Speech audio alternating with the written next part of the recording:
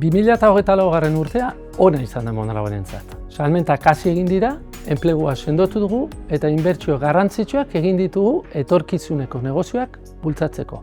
Halaxe diote zenbaki nagusiek.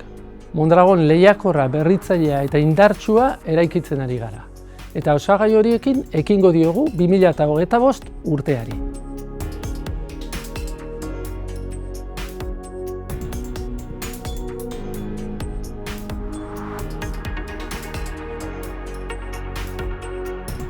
Zenbaki ez haratago, gure izaera ekintzaile eta berritzailea gidatuta 2024an ere hainbat negozioetan murgildu gara eta startupen ekosistema sendotu dugu.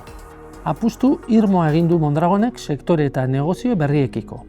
Halaber, proiektu interesgarri bat erakarri dugu Garaia Parke Teknologikora. Bertan eraikiko baita datu zentro berri bat, erkidegoan jarriko den bigarrena.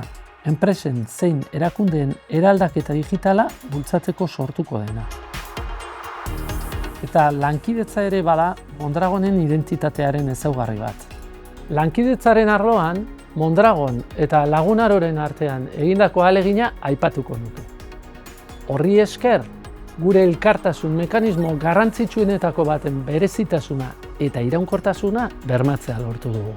Bestalde, 2025 honetan ekin diogu dagoeneko datozen 4 urteetarako bide orri berriari.